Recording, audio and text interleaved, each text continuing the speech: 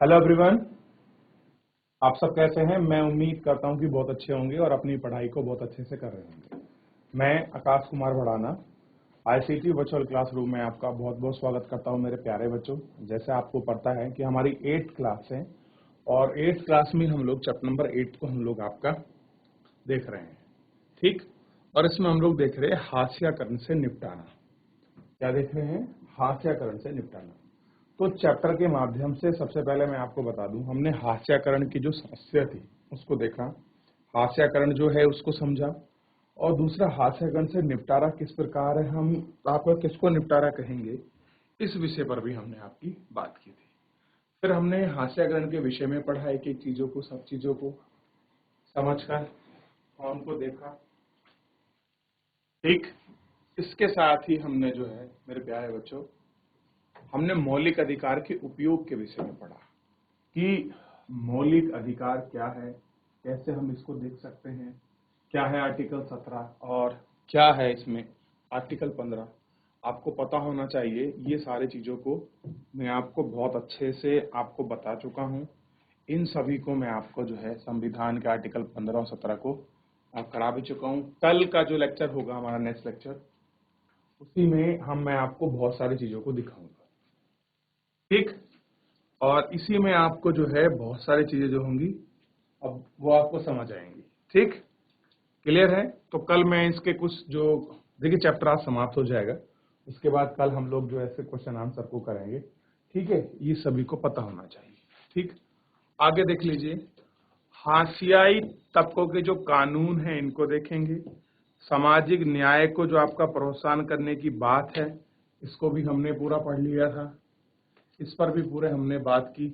एक एक करके हमने जो था इन सभी पर अपनी चीजों को बहुत गौर करके देखा था, ठीक। अब देखिए, अब हम बेसिकली अगर चैप्टर की बात करें तो हमने पूरा चैप्टर ये पढ़ चुका था कि हाशियाई समाज कौन से हैं, ठीक। दलित और आदिवासी के अधिकारों की रक्षा किस प्रकार होनी चाहिए। एक एग्जाम्पल के माध्यम से हमने इस पूरी कहानी को पढ़ा भी था और हमने देखा था कि जो गांव की उच्च जाति है वो कैसे एक लड़के को निम्न जाति को अपने काम करवाने के लिए, अपने प्रथा को, कुप्रथा को मनवाने के लिए उस लड़के को फोर्स कर रही थी, उसने मना कर दिया तो उसको बहरहाल उसको गांव से बाहर निकलना पड़ा। तो इस तरह की सामाजिक कुरीति हमारे समाज में आज भी विद्यमान है, जो एक बहुत बड़ी आपकी विडंबना है हमारे समाज की, ठीक है।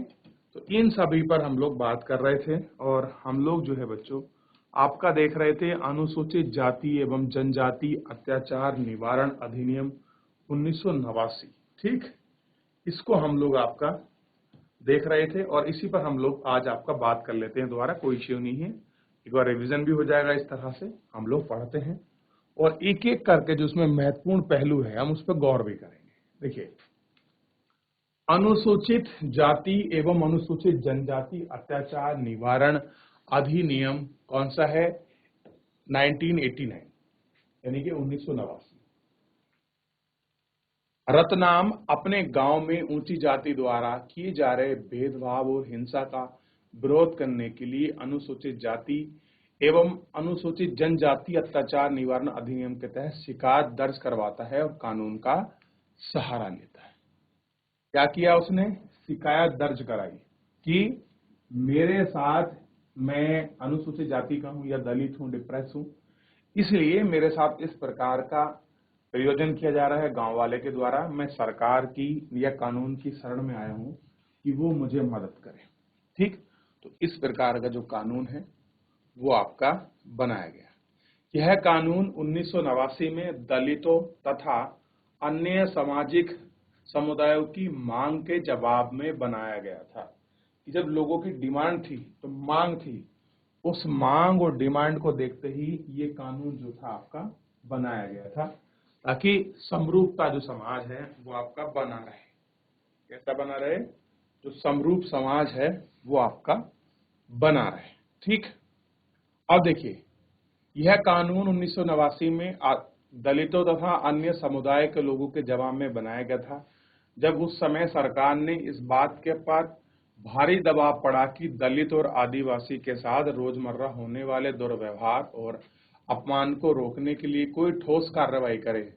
तो इस तरह सरकार ने लंबे व्यवहार के चलते आ रहा था, लेकिन 70-80 के दशक तक और 80 के आखिरी दशक में यह समस्या हिंसक रूप ले लिया। कैसी होगी? बड़ी हिंसक, यानी कि दंगे जैसे रूप हो गए। जो ये लोग थे, कौन लोग थे? अनुसूचित जाति और अनुसूचित जनजाति। ये लोग आपका बहुत बड़े रूप में, आपका व्यापक रूप में सामने आए, हिंसक हो गए, यानी कि मारने मरने पर क्या हो गए थे? उतारू हो गए।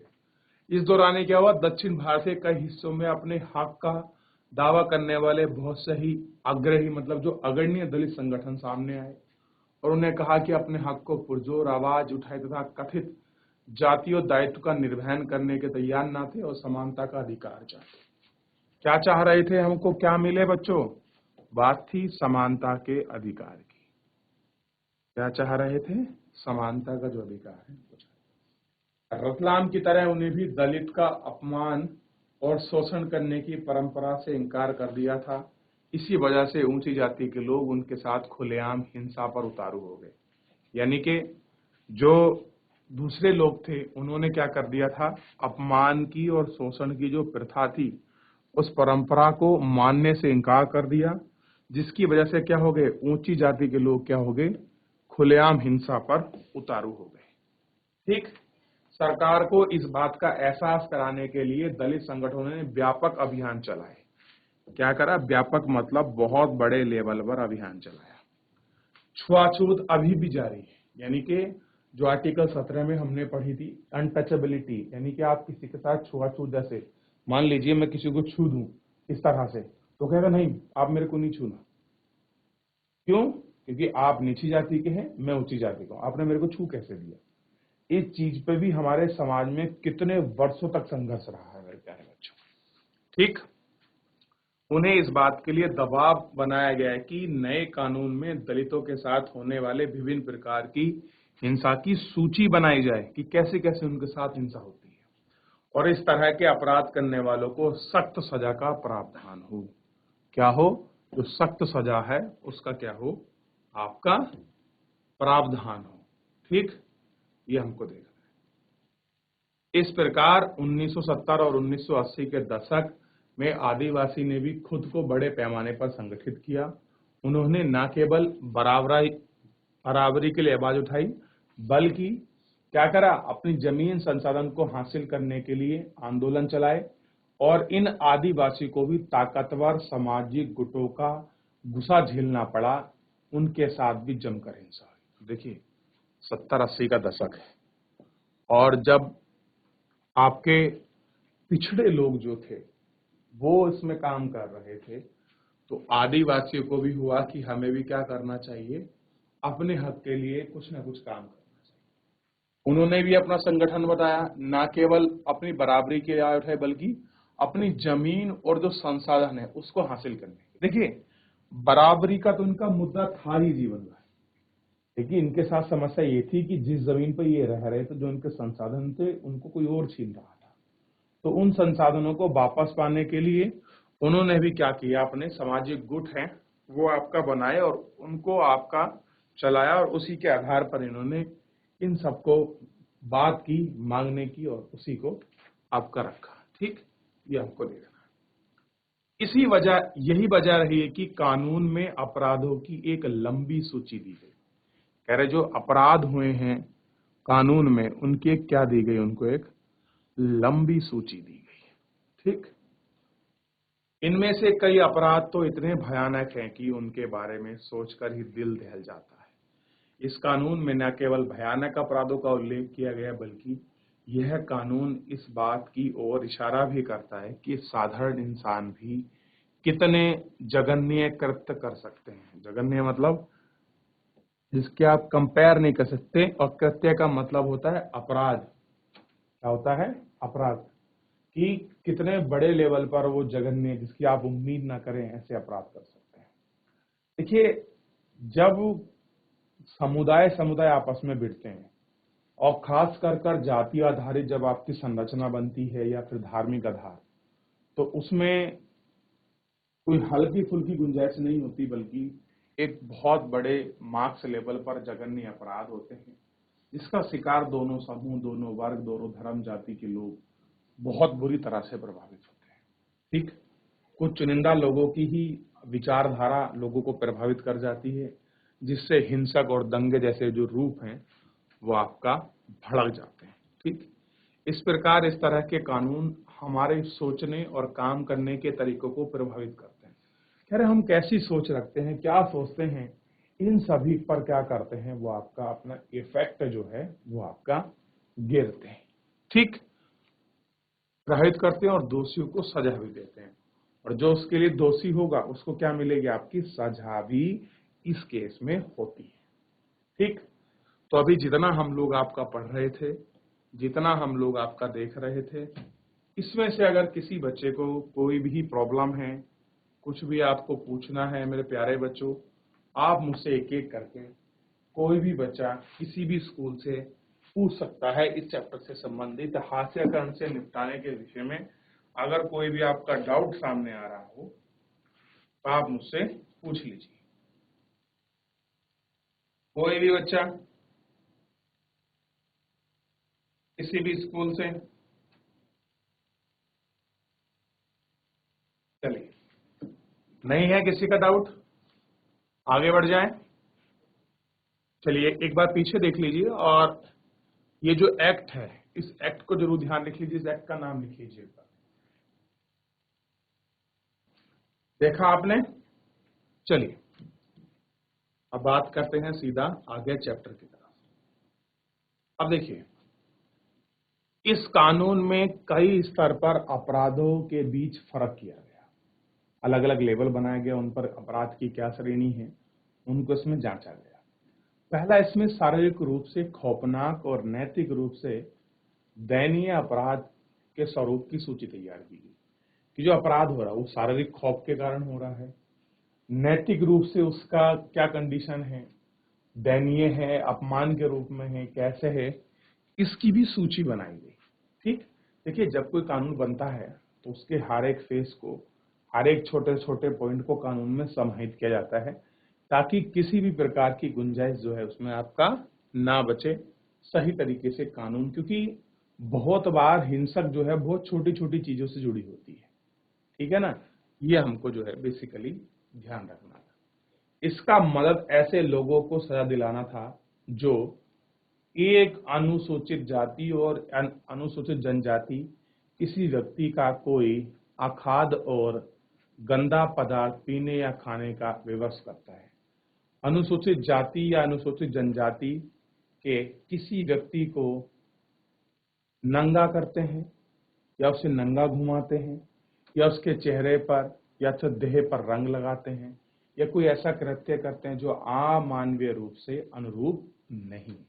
देखिए क्या है, क्या प्रोविजन है कि कोई भी ऐसा व्यक्ति है जो SC ST का है और उसके साथ कोई भी व्यक्ति अखाद्य तथा गंदे पदार्थ पिवाने या खिलाने के लिए विवश करता है। मान लीजिए कोई ऐसा समाज का व्यक्ति है जो SC ST से बिलोंग करता हो, आप उसको जबरदस्ती कोई गंदा खाना खिला दें, गंदा पानी पिला दें, किसी प्रकार का ऐसा विवश कर दें तो उस पर भी आपका मुकदमा बनेगा।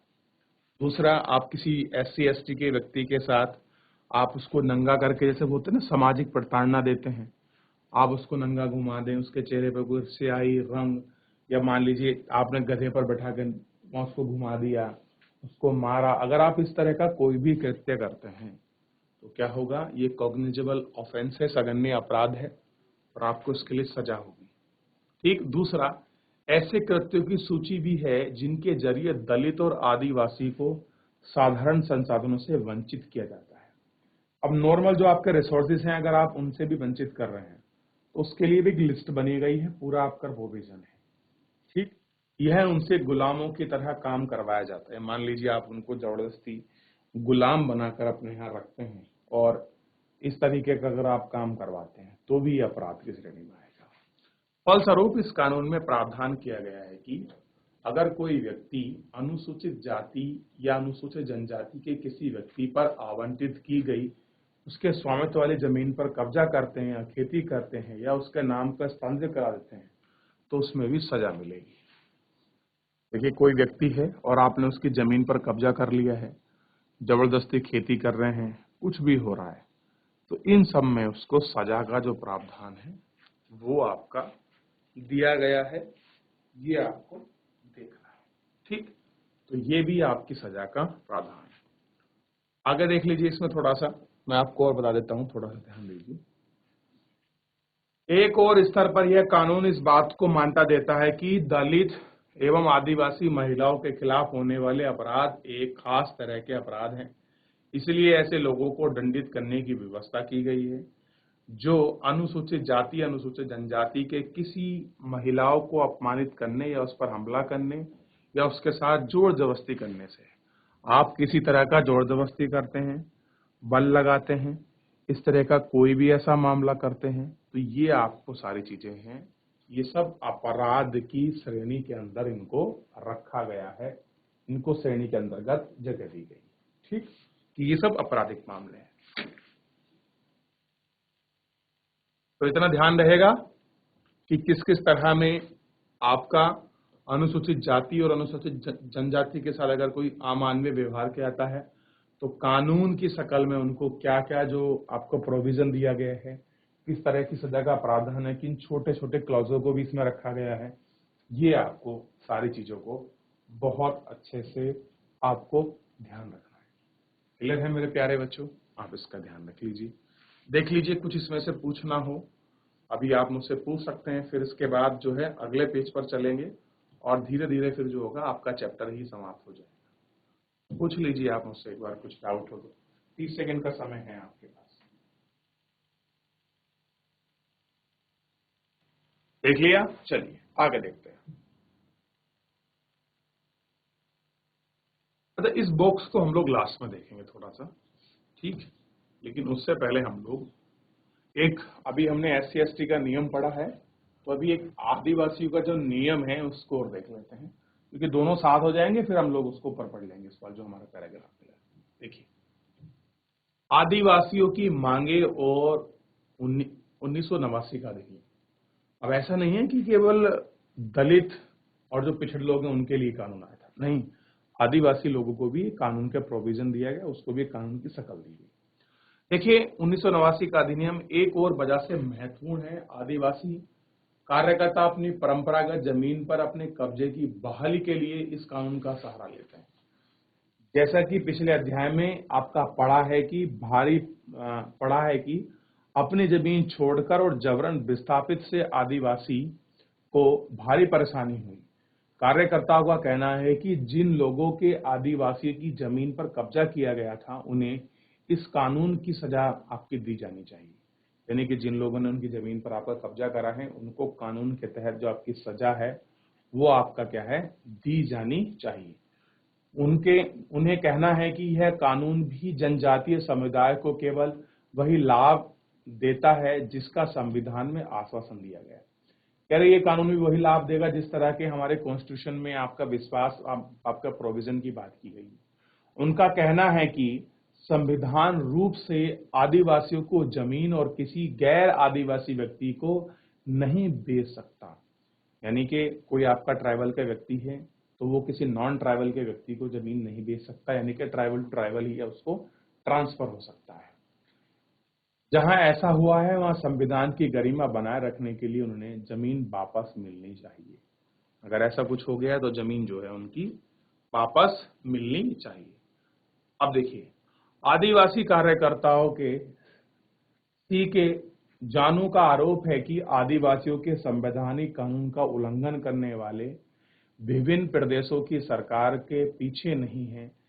कह रहे कि जितने भी इन कानूनों का उल्लंघन हो रहा है कि वहां की जो प्रादेशिक सरकार है, जो स्टेट गवर्नमेंट है, वो आपका ऐसा नहीं कोई आपके पीछे है, नहीं, यही सरकारें जो लकड़ी व्यापार, पेपर मिल आदि के नाम पर गैर आदिवासी घुसपैठियों को जनजाति जमीन का दोहन करने, आदिवासियों की परंपरा और जंगलों से उजाड़ने की छूट देती है। इसके अलावा जंगलों को आरक्षित अभयारण्य घोषित करके लोगों को वहां बेदखल कर रही है। सुश्री जानू यह कहना है कि आदिवासी पहले ही बेदखल हो चुके हैं और अब वापस नहीं लौटा सकते, उन्हें मुआवजा दिया जाना चाहिए। इसका मतलब ही कि सरकार को ऐसी योजना बना कर देनी चाहिए जिनके सहारे से वे नए स्थानों पर रह सकें, काम कर सकें। को पुनर्वास करने की मामूली सा खर्चा ही क्यों हिचकिचाहट है। अब देखिए, इनको छोटा सा ही पैसा क्यों दिया जाए उनको शिफ्ट करने के लिए, उनको पुनर्वास कैसे किया जाए, इसमें हिचकिचाहटी क्यों है? ठीक, तो ये आदिवासियों के जो हित हैं उस समूह को हमने बेसिकली ध्यान रखा है। बच्चों इसको देख लीजिए एक बार, कुछ भी पूछना हो आप मुझसे पूछ सकते हैं मेरे प्यारे बच्चों, इस एक्ट के अंतर्गत देख लीजिए। हो गया बच्चों? चलिए, अब इसी के साथ हम लोग आपका जो निष्कर्ष है, हम निष्कर्ष पर पहुंचते हैं कि आखिर में इस पूरा चैप्टर पढ़ने के बाद हमको क्या निचोड़ मिला। बाकी जो शेष बचा है हम निष्कर्ष के बाद पढ़ लेंगे। किसी अधिकार या कानून या नीति को कागज पर लिख देने का यह मतलब नहीं होता कि वह अधिकार या कानून या नीति वास्तव में लागू हो चुकी है। समझिए, अगर मान लीजिए कोई कानून बन भी जाता है, अधिकार वो छप भी जाता है, कॉन्स्टिट्यूशनल प्रोविजन भी आता है, तो उसका मतलब ये नहीं कि वो लागू हो गया। वह अधिकार, वह कानून, वह नीति वास्तव में लागू हो चुकी है। इस प्रावधान को अमलीय जामा पहनाने के लिए लोगों को लगातार कोशिश करनी पड़ती है। कोई कानून बना है, लोगों को पता लगे, उस पर अमल हो, उसमें लोगों की भागीदारी, लोगों का प्रयास जो है वो सबसे ज्यादा जरूरी होता है। ये आपको ध्यान देना है कि बिना लोगों की भागीदारी की ऐसी चीजें आपका नहीं चलती, ये आपको देखना होता है। ठीक, अब देखिए, बराबरी, इज्जत और सम्मान की चाह कोई नई बात नहीं है। अगर मान लीजिए कोई व्यक्ति चाहता है कि मेरे को बराबरी का सम्मान मिले, इज्जत मिले, सम्मान, तो कोई बहुत बड़ी बात नहीं। यह बात हमारे पूरे इतिहास में विभिन्न रूपों में दिखाई देती है, लेकिन लोकतांत्रिक समाज में भी संघर्ष, सौदेबाजी और संगठनात्मक प्रक्रियाओं का जारी रहना चाहिए।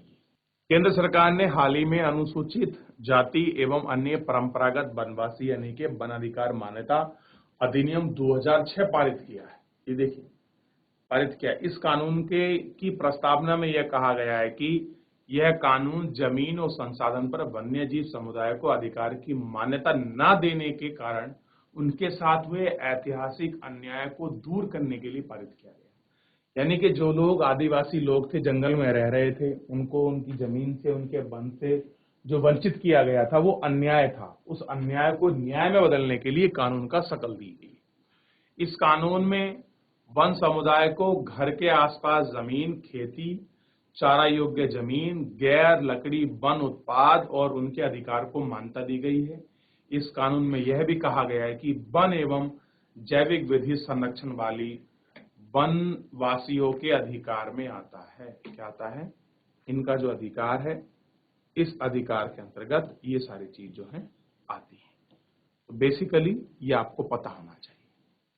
अब आप सबसे पहले ये देखिए, इन फोटो को देखिए।